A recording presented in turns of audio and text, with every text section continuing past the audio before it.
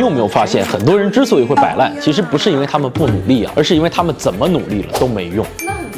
那很绝望啊！这个是因为呢，他们没有在适合自己的事情上用力，也就是说，他们没有找到自己的天赋。那这个世界它其实是有狮子也有羚羊的，你是不能够让羚羊吃肉的，对不对？但是如果你是一只羚羊的话，你需要去做的不是跑赢狮子，而是跑赢其他羚羊。但是呢，很多人都不知道自己到底是谁，所以今天呢，我们就来用8个方法帮大家找到自己的天赋所在。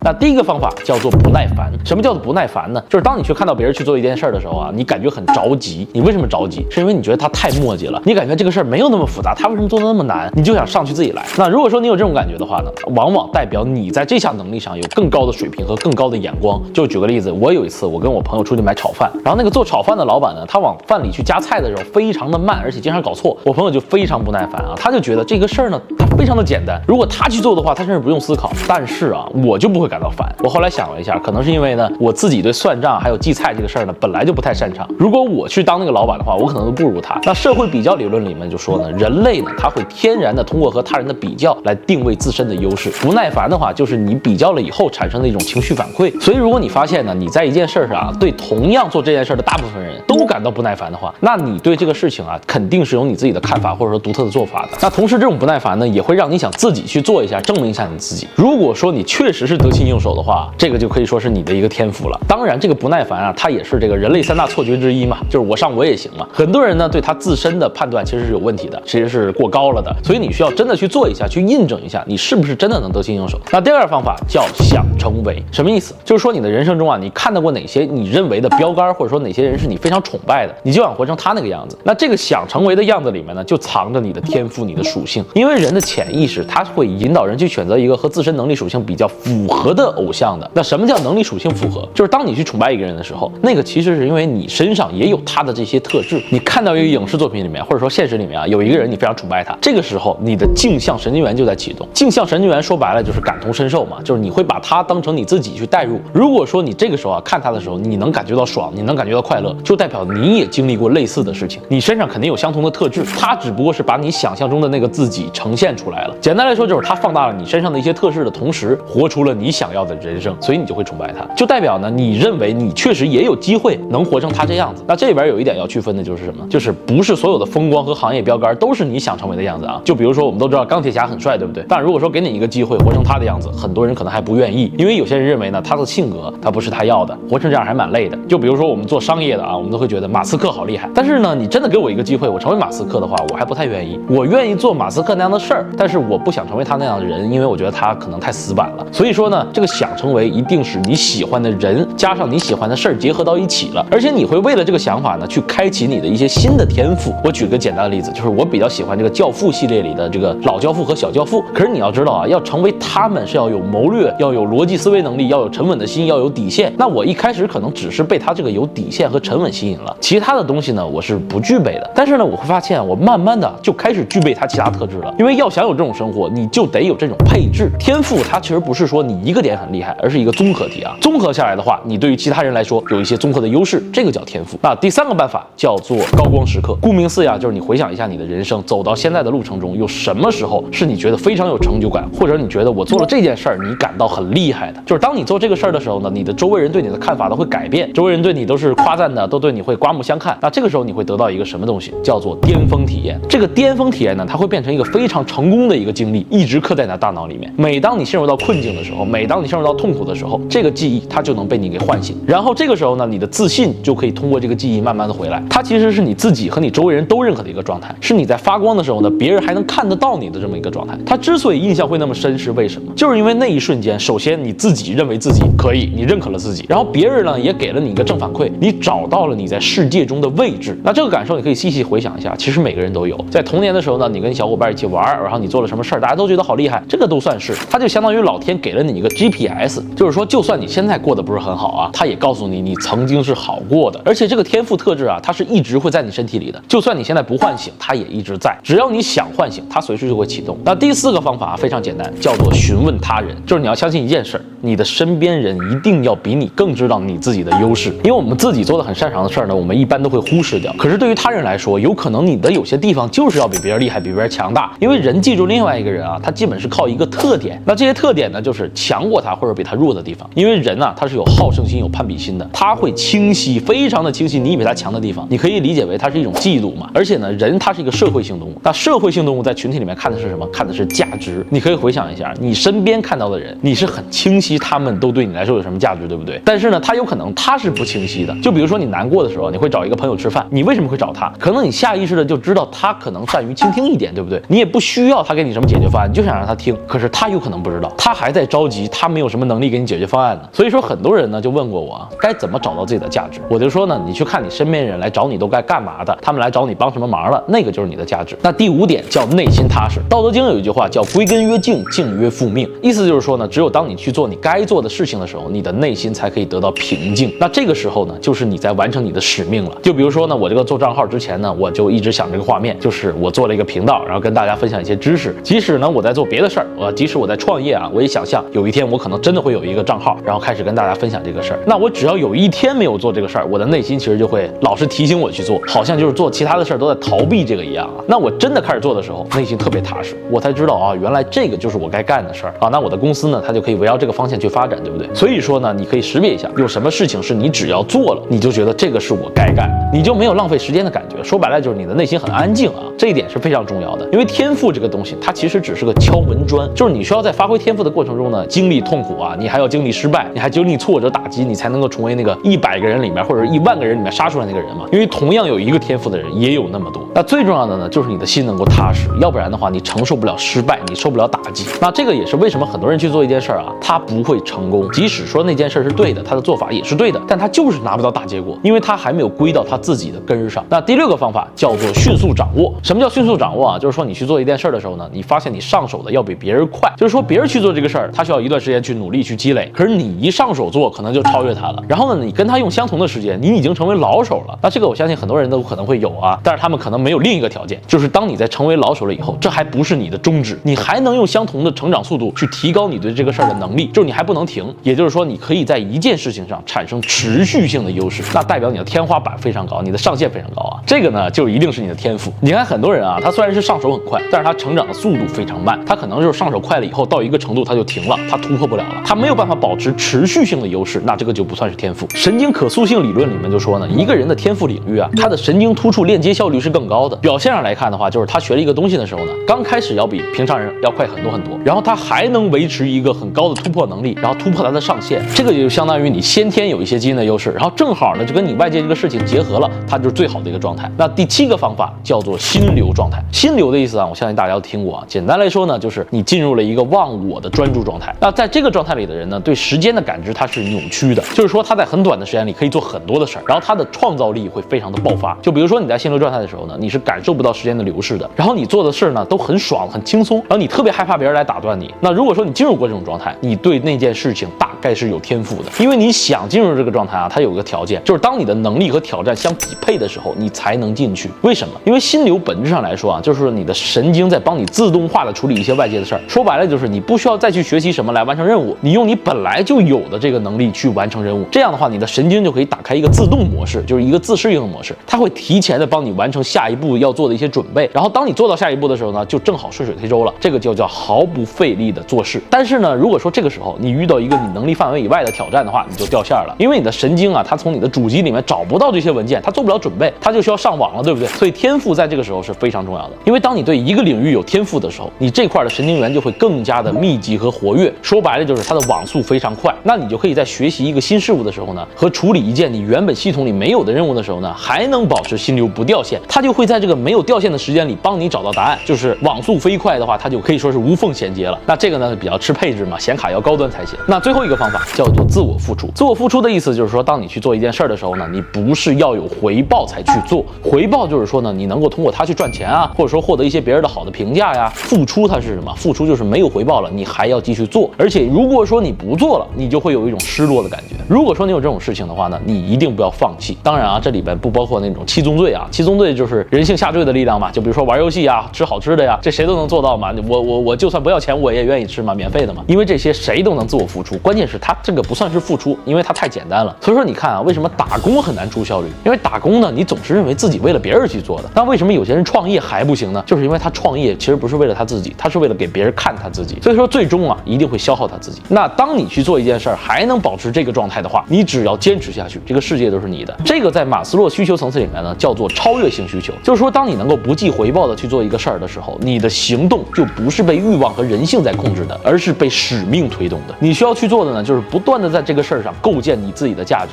就是你深挖你自己，不管别人说什么，你都不要动摇。我们老祖宗管这个叫守正出奇，什么意思？就是说一个人啊，他只要能够守住他自己的份，他在他的世界里面总有机会飞龙在天。他只需要等待一个时机，一个奇迹的出现。什么时机啊？就是说等待这个世界需要他那一天。那这个时候，这个机会就是属于他的。你看很多人啊，他出现一个机会，他就抓住一个机会。我出现 AI， 我去搞 AI， 那大部分时间全都被浪费掉了，因为所有人都去抓，但是有实力配得上的又非常的少。即使你抓到了，你没有你守正作为底蕴的话，你没有资格能够享用那个结果，所以最后机会反倒就变成坟墓了。那真正意义上拿到大结果的人，你去看，他都是早就在那耕耘了很久的人，只不过他之前都没有被看到。等哪一天世界变化了，然后这个世界需要他的专业能力了，老天到处看看，哎，都是抓机会的人，没有一个守正的人，只有他在那儿努力积累，只有他能够满足这个世界需要的东西。那老天爷大手一挥就选他了，这个才叫谁与争锋。那守正的前提条件就是你守的呢，是你不图名也不图利也愿意做的事儿。所以大家不用担心自己无出头之日啊，因为只要你找到自己是谁，然后你守住它，未来就会主动来找你，机会会主动来找你，因为这个世界它就是一个大齿轮。那最后呢，祝你关过难过关关过，拥有幸福快乐的人生。我们下期见。